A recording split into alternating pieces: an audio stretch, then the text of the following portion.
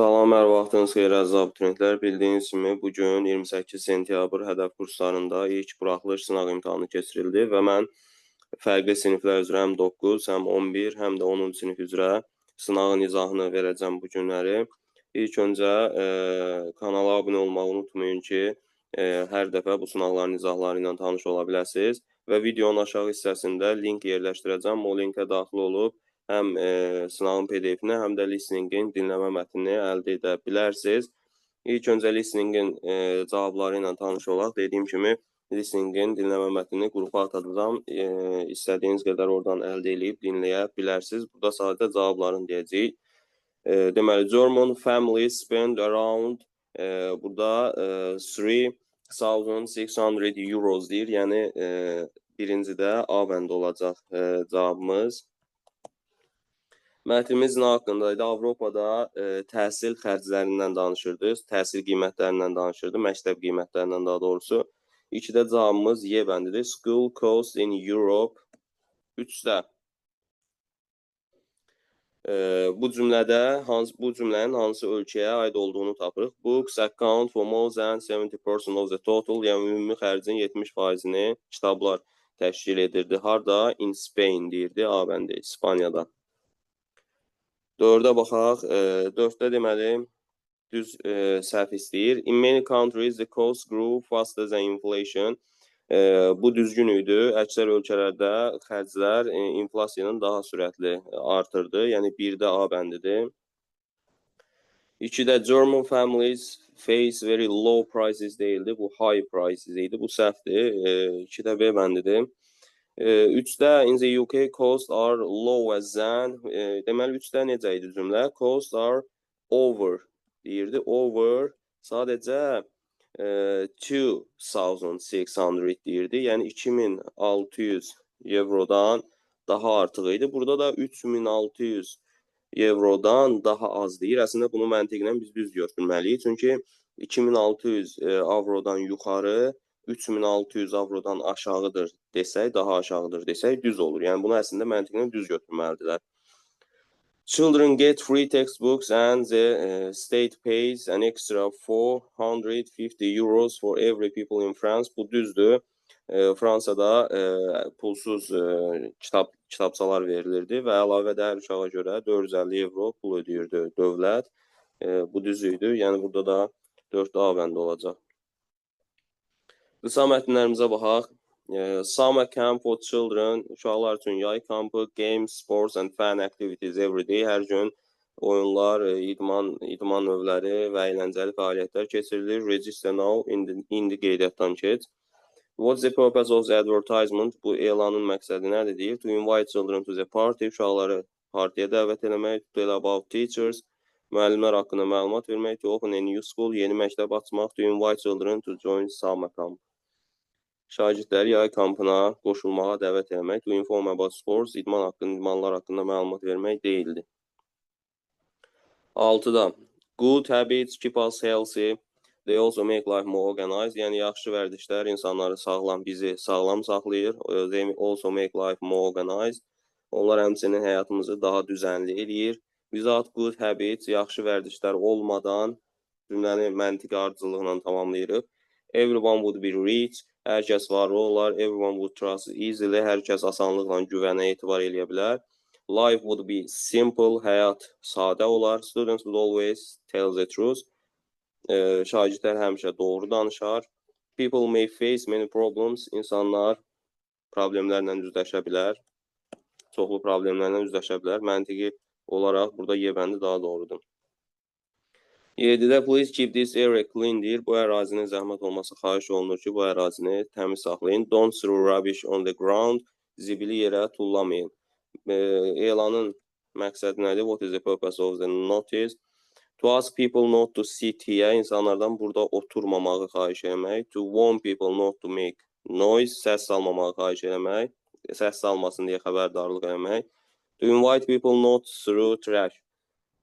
Trash zibildir. Zibil atmamağa çağırmaq. To invite people for a meeting. İclasa çağırmaq, dəvət eləmək. To show people where to sit. Harda oturmaq lazım olduğunu göstərmək. Cavabımız olur burada C bəndi. Davam edirik. Böyük mətnə baxaq. Böyük mətnimiz nə haqqındaydı? School uniforms have always been a topic of debate among students, parents and teachers. Məktəb formaları müəllimlər, şagirdlər, valideynlər arasında hər zaman müzakirə mövzusu olub. Many schools around the world require students to wear uniforms. Əksər məktəblər dünyada uniforma geyinməyi tələb edir. While others prefer to allow freedom of choice, yəni sərbəst seçim haqqı verir bəziləri. Yəni mətnimiz ümumilikdə uniformaların mənfi və müsbət cəhətləri haqqındadır. 8-də all schools must remove uniforms. Yəni bütün məktəblər uniformaları kənarlaşdırmaq, uzaqlaşdırmaq istəyir. Amma burada deyir ki, many schools around the world require students to wear uniform. Əksər çox məktəblər geyinməyi tələb edir. Yəni bir səhvdir. One of the best of having uniforms, benefits daha doğrusu, one of the benefits of having uniforms is people spend less time choosing clothes. Uniforma geyinməyin faydalarından biri şagirdlər paltar seçməyə daha az vaxt sərf edirlər. Bu mətndə deyilmişdi. Baxın burada deyir. Another advantage is that students save time every morning because they don't need to think about what to wear. Digər üstünlüyü şagirdlərin vaxtı qənaət eləməsidir hər səhər. Onlar nə geyinəcəyi haqqında fikirləşmirlər. 2 düzdür.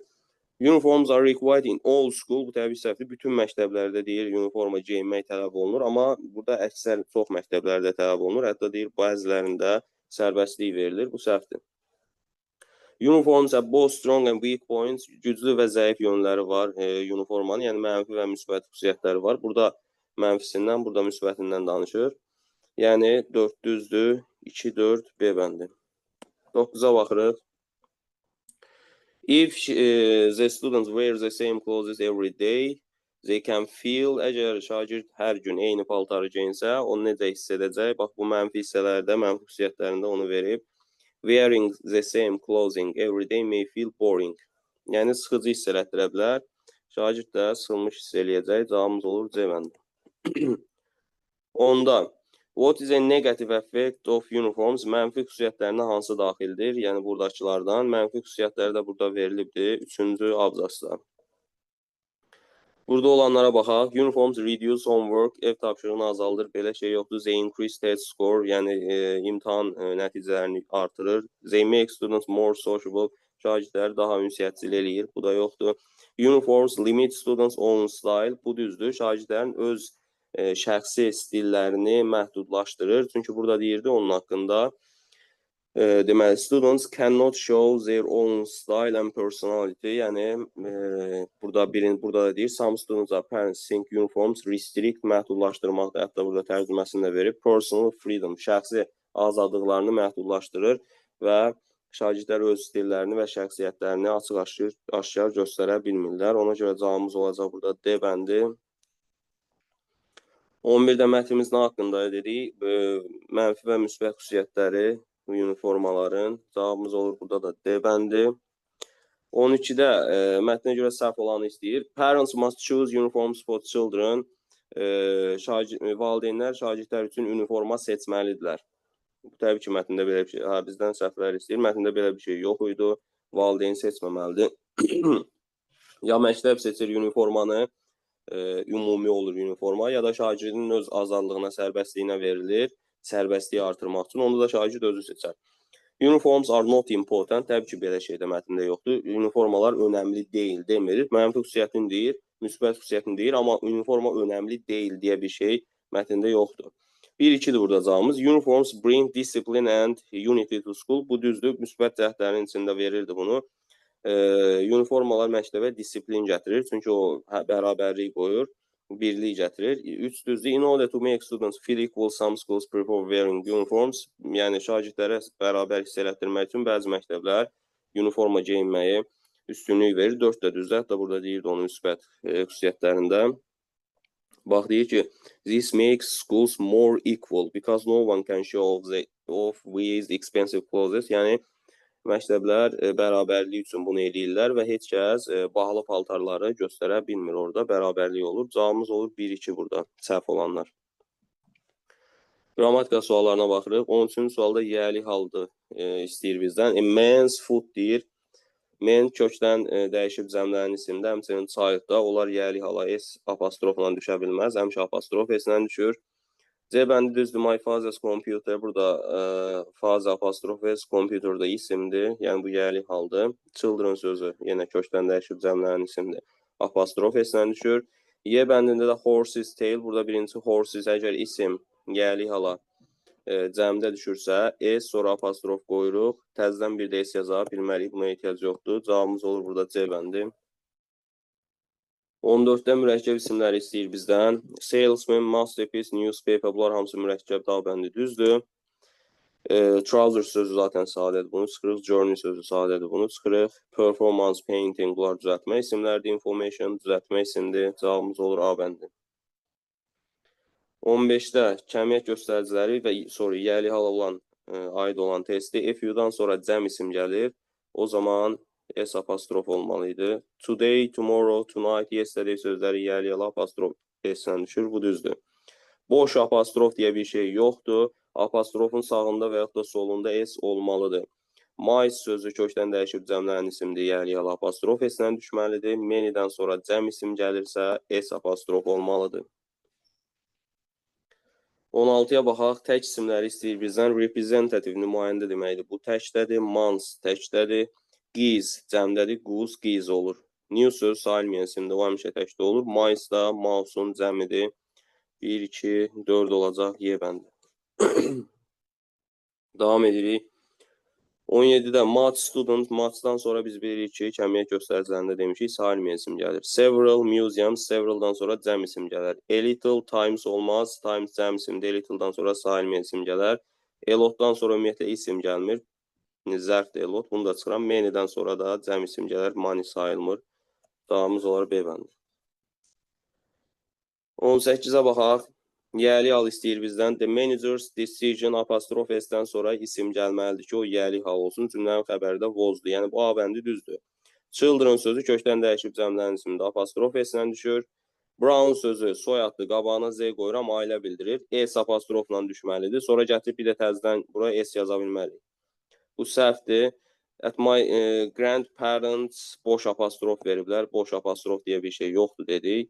Men sözü də kökdən dəyişib cəmlərin isimdə, o da apostrof S-lə düşməlidir. Cavabımız olur burada A bəndi. 19-da cəm isimləri istəyir bizdən. Unemployment, işsizlik, bu ümumiyyətlə sayılmayan isimdir. A və də təkdədir burada. Bunu çıxırıq. Police, toplu isimdir. Ship-i cəm götürmək olar, amma bu ship cəmi deməkdir. Bu sayılan tək isimdir. Bunu çıxıram. Phonetics fənn adıdır. Fənn adları sayılmır. Bunları çıxıram. Surgeon, cərrahdır, təkdədir. Operation, təkdədir, çıxıram. Shoes, teeth, fit, üçü də cəmdir. Y bəndi. 20-də sheriff spends time. Time sözü sayılmayan isimdir. Several'dır, many'dir, few'dur. Few'dur sayılan cəm isimlərlə işlənir. Sayılmayan isimlərlə işlənə bilər. A lot of. C bəndi.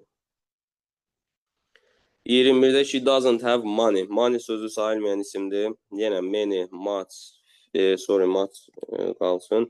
Many, few sayılan cəm isimlə işlənir. A lotdan sonra da ümumiyyətlə isim gəlmir.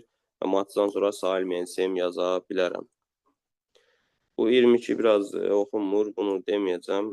Görmədiyim hissələr var. 23-ə baxaq. Bunu da çox yaxşı düşməyib, amma oxumaq olur.